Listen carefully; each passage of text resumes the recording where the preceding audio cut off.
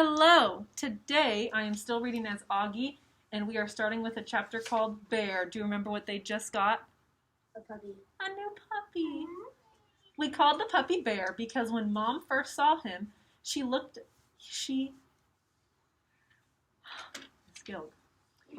Starting over. We called the puppy Bear because when Mom first saw him, she said he looked just like a little bear cub. I said, that's what we should call him. And everyone agreed that that was the perfect name. I took the next day off from school, not because my elbow was hurting me, which it was, but so I could play with Bear all day long. That is a nice mom and dad, huh?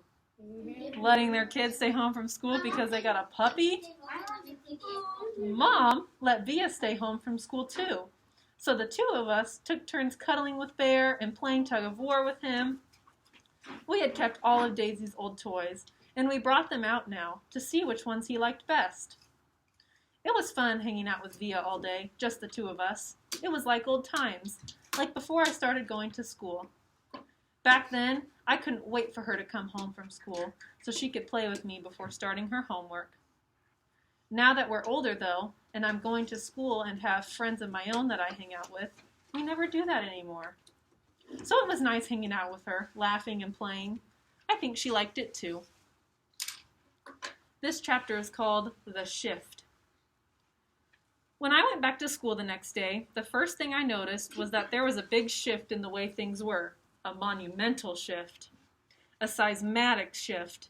Maybe even a cosmic shift. Whatever you want to call it, it was a big shift. Everyone, not just in our grade, but every grade, had heard about what had happened to us with the 7th graders.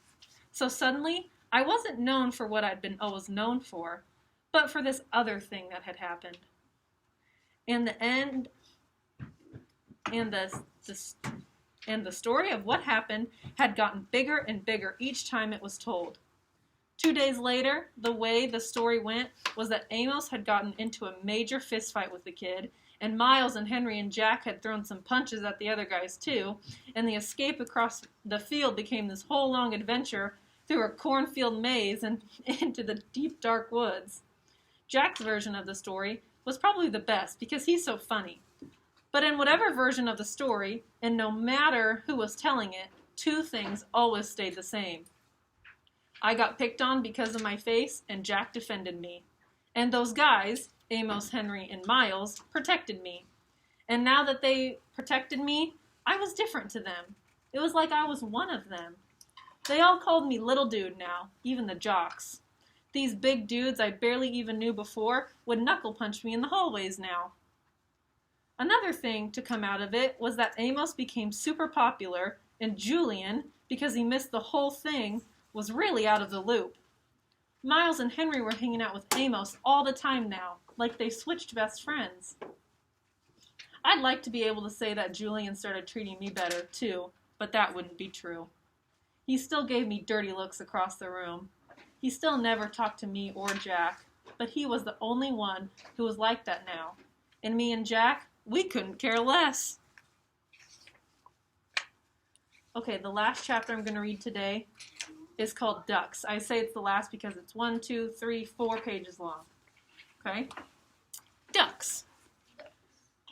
The day before the last day of school, Mr. Tushman called me into his office to tell me they had found out the names of the 7th graders from the nature retreat.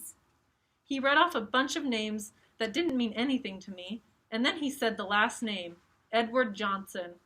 I nodded. You recognize the name, he said. They called him Eddie. Right. Well, they found this in Edward's locker. He handed me what was left of my hearing aid headband. The right piece was completely gone, and the left one was mangled. The band that connected the two, the Lobot part, was bent down the middle. His school wants to know if you want to press charges, said Mr. Tushman. I looked at my hearing aid. No, I don't think so. I shrugged. I'm being fitted for a new one anyway. Why don't you talk about it with your parents tonight? I'll call your mom tomorrow and talk about it with her, too. Would they go to jail? I asked. No, not jail, but they'd probably go to juvie court, and maybe they'll learn a lesson that way.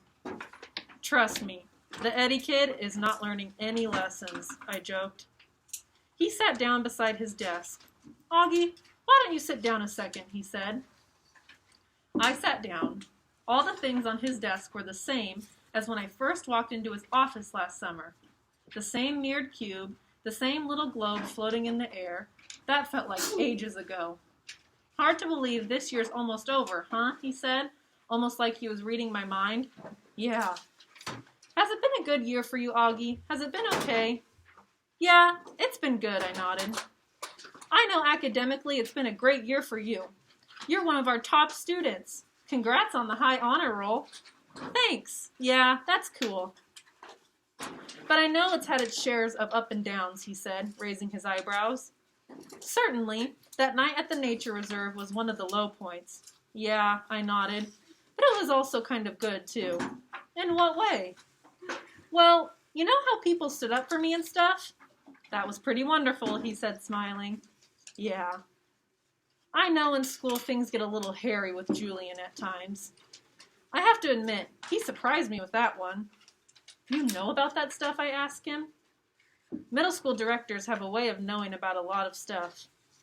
Do you have, like, secret security cameras in the hallways? I joked. And microphones everywhere, he laughed. No, seriously. He laughed again. No, not seriously. Oh! But teachers know more than kids think, Augie. I wish you and Jack had come to me about the mean notes that were left in your lockers. How do you know about that? I said. I'm telling you, middle school directors know all. It wasn't that big a deal, I answered, and we wrote notes too. He smiled. I don't know if it's public yet, he said, though it will be soon. But Julian Albans is not coming back to Beecher Prep next year. Excuse you over there. Did you even hear that? That was a pretty shocking statement. I'm going to reread it. He smiled. I don't know if it's public yet, he said, though it will be soon anyway, but Julian Albans is not coming back to Beecher Prep next year. What? I said. I honestly couldn't hide how surprised I was. His parents don't think Beecher Prep is a good fit for him, Mr. Tushman continued, raising his shoulders. Wow, that's big news, I said. Yeah, I thought you should know. Then suddenly, I noticed that the pumpkin portrait that used to be behind his desk was gone, and my drawing, my self-portrait as an animal that I drew for the New Year art show, was now framed and hanging behind his desk. Hey, that's mine, I pointed. Mr. Tushman turned around like he didn't know what I was talking about. Oh, that's right, he said, tapping his forehead.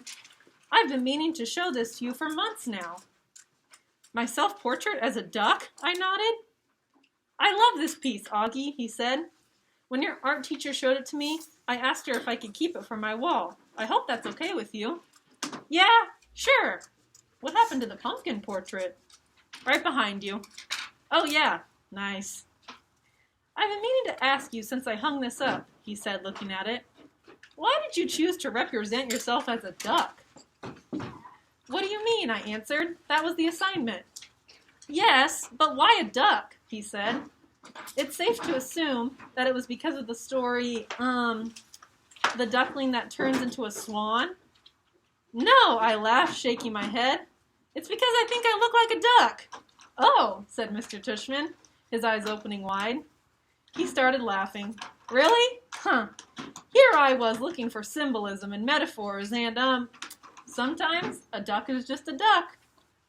Yeah, I guess, I said, not quite getting why he thought that it was so funny. He laughed to himself for a good 30 seconds. Anyway, Augie, thanks for chatting with me, he said, finally. I just want you to know it's truly a pleasure having you here at Beecher Prep, and I'm really looking forward to next year. He reached across the desk and we shook hands. See you tomorrow at graduation. See you tomorrow, Mr. Tushman. Okay, I am going to stop there for today. Bye. Say goodbye, everyone. Bye. Bye.